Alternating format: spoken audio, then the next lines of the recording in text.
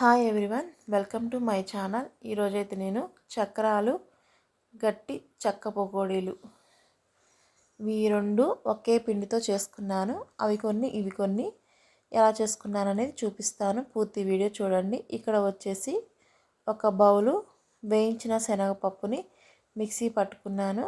Mixie పట్టుకుని ఒక bowl పొడిని ఈ విధంగా జల్లించుకుంటున్నాను. మనం మిక్సీ వేసుకున్నాం కాబట్టి ఏదైనా పప్పు నలగకపోతే ఇలా జల్లించుకుంటే పప్పు అనేది బయటకు వచ్చేస్తుంది. చూడండి, అంత వచ్చింది నాకు.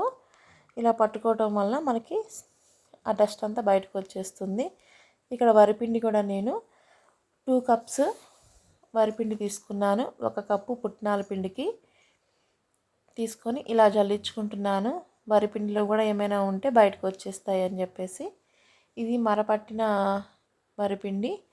దీన్ని ఒకసారి జల్లించుకున్నాము అంటే ఏమైనా డస్ట్ ఉండినా లేదా ఏదైనా నలకలు ఉండినా కూడా వచ్చేస్తాయి. అందుకని చెప్పేసి నేను ఈ విధంగా జల్లించేసుకుంటున్నాను. చాలా టేస్టీగా ఉంటాయి, చాలా బాగుంటాయి. ఒకసారి ట్రై చేయండి. నేనైతే ఈ విధంగా చేసుకున్నాను. చాలా క్రిస్పీగా వచ్చాయి, చాలా బాగున్నాయి. చూడండి, వరిపిండిలో కూడా ఇంత వచ్చింది డస్ట్. దాన్ని తీసి పక్కన పడేసేసుకొని వాము 1 స్పూన్ వాము తీసుకొని దాన్ని కొంచెం కచ్చా పచ్చాగా దంచుకొని వేసుకుంటున్నాను. తర్వాత నువ్వులు, నేనైతే తెల్ల నువ్వులు వేసుకుంటున్నాను. ఇవి కూడా వేసేసుకున్నాను. తెల్ల నువ్వులు కూడా మంచిదే కదా, కొంచెం క్రిస్పీగా కరకరలాడుతూ ఉంటాయి. అవి కూడా వేసేసుకున్న తర్వాత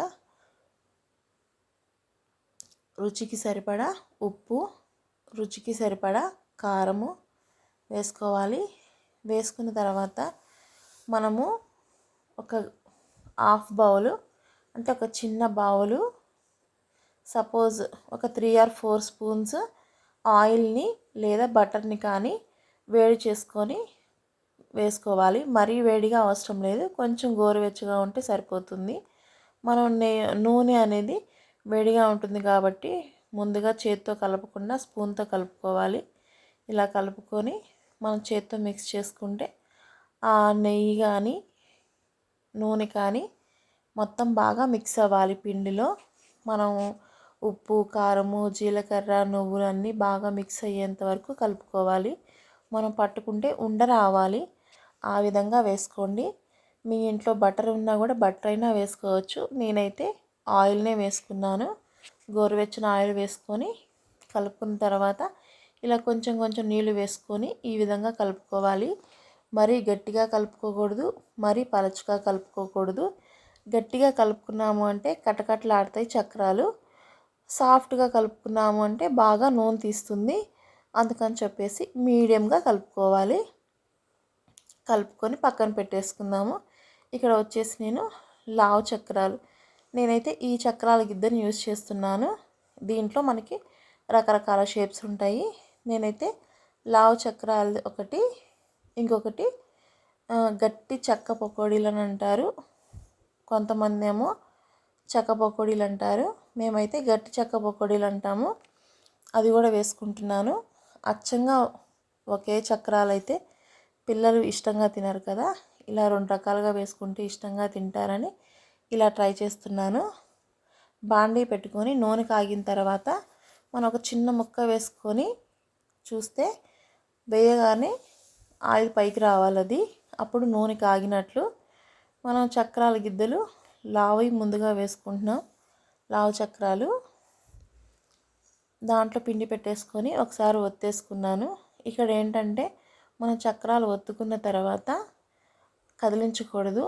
ఆ పైన వచ్చిన బబుల్స్ అన్నీ కూడా పోయేంత వరకు ఉంచాలి. ఆ బబుల్స్ అన్నీ అయిపోయిన తర్వాత మనం చక్రాలని పక్కకు తిప్పుకోవాలి. 2 వైపులా బాగా కుక్ అవ్వాలి. కుక్ అయిన తర్వాత గోల్డెన్ కలర్ వచ్చేంత వరకు ఫ్రై చేసుకోవాలి. చాలా క్రిస్పీగా వచ్చాయి, చాలా బాగున్నాయి. ఇలా మిగతా అన్నిటిని కూడా వేసేసుకున్నాను. నేనైతే ఆ పిండిని 2 సగాలుగా వేసుకొని ఒకటేమో లావు చక్రాలు, ఒకటేమో గట్టి చెక్క పకోడీలకి సగం సగంగా చేసుకున్నాను. ఈ చక్రాలు వచ్చేసి నాకు ఒక 8 రౌండ్స్ వచ్చాయి.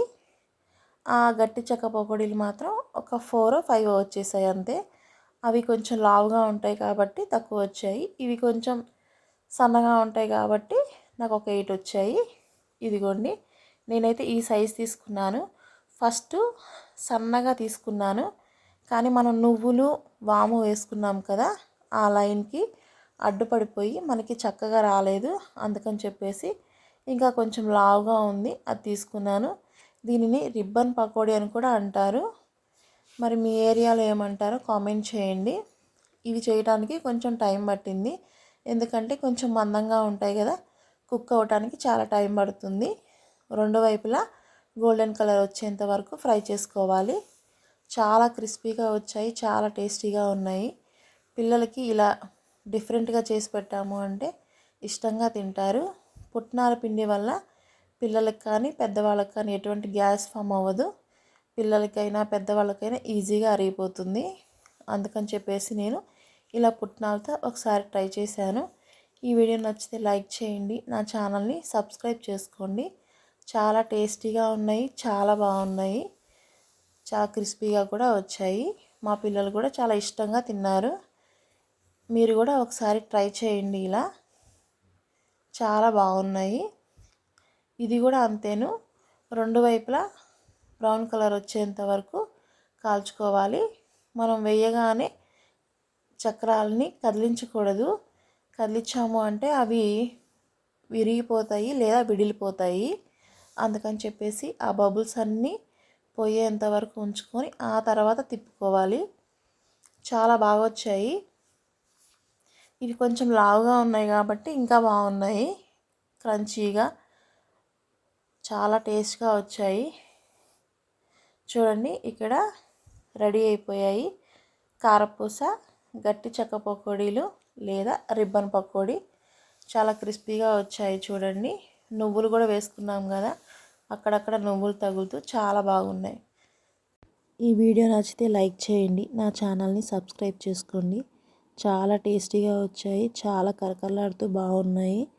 పిల్లలకి స్నాక్స్ బాక్స్లోకి ఇవి చాలా బాగా పనికొస్తాయి. ఈ వీడియో నచ్చితే తప్పకుండా లైక్ చేయండి, కామెంట్ చేయండి. Thank you.